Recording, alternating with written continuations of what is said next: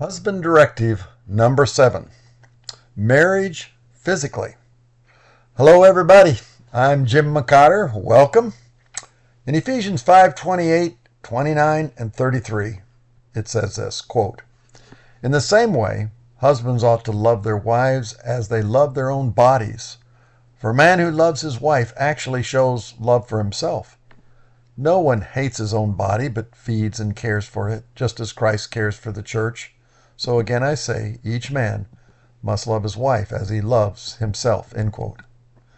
We have previously looked at how a husband can love and affect a wife's spirit and soul. Now, here's the third part of a wife that Christ shows us how to love, the physical. First, care for the spirit and soul of your wife. That must be the first priority, even as Ephesians puts it in that order. Then come and care for your wife physically. Men who care only for the physical will never experience a glorious wife, spiritually or physically.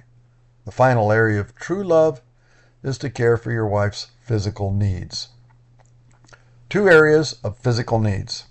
A wife has 2 areas of physical needs as expressed in the verse in 2 words, in the word feed and the word care.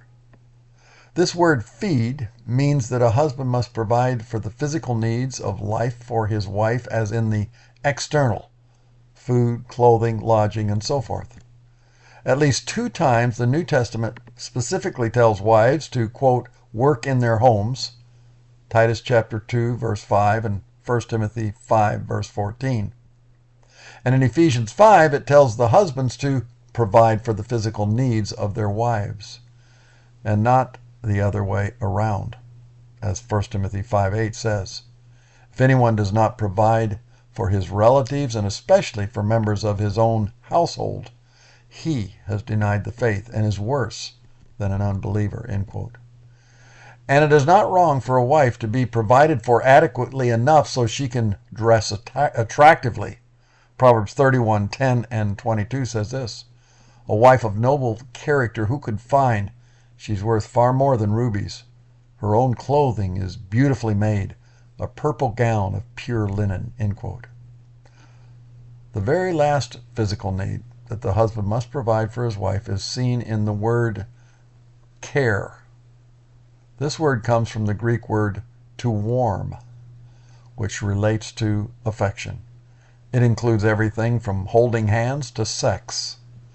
Note that this is not caring for your physical desires, but rather caring for your wife's desire of affection, whether little or much. 1 Corinthians chapter 7, verse 3 and 4 say, "The husband should fulfill his wife's sexual needs. The husband gives authority over his body to his wife," end quote. Simply put, this means that if the wife wants to have sex, the husband should please his wife with his body. It also means that if the wife does not want to have sex, the husband also should please his wife by not pushing her to have sex. In both cases, this is how the husband, quote, gives authority over his body to his wife, end quote.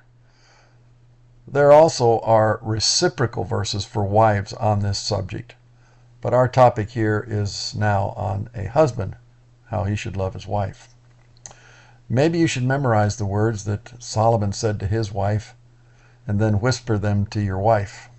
Song of Solomon, chapter 4. "You are beautiful, my darling, beautiful beyond words. Your eyes are like doves, your smile is flawless, your lips are like scarlet ribbon, your mouth is inviting, your cheeks are like rosy pomegranates. Your neck is as beautiful as the Tower of David, jeweled with shields of 1,000 heroes. Your breasts are like 2 fawns, twin fawns of a gazelle, grazing among the lilies.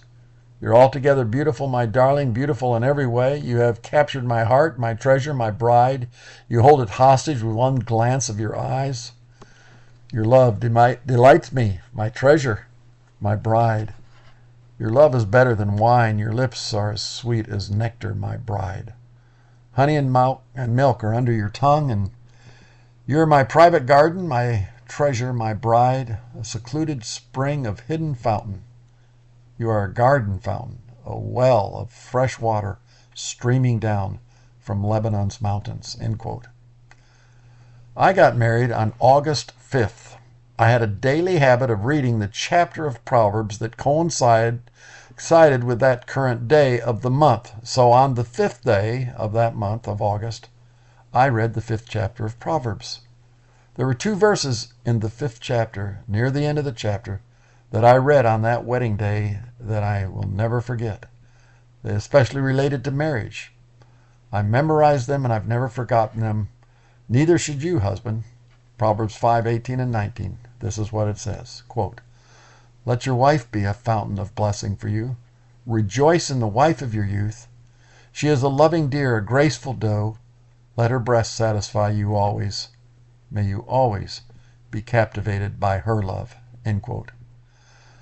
Sex with your wife is like a thermometer, not of the physical, but of the spiritual. It reveals the temperature of your wife's soul and spirit with you. If you want your wife's body to be warm for you, you must warm your wife's soul and spirit. It has an absolute, direct correlation. First, love her in washing her soul and spirit, and then love her in providing for her in her practical, physical needs. Above all, keep your wife's soul and spirit fed and warm, and then her body will always be warm for you. A husband's physical heat will never replace a wife's need in warming her soul and spirit. Here are the priorities for a wife as taught in this chapter, Ephesians 4. First spirit, then soul, then to feed, and then care. No husband will ever short-circuit God's marriage priority design. The naive husband who neglects the spirit and soul of his wife may never realize how God made his wife, where food cannot make up for it, and even sex can become repulsive to her. But if her heart is always made warm from you, her body will always be warm for you.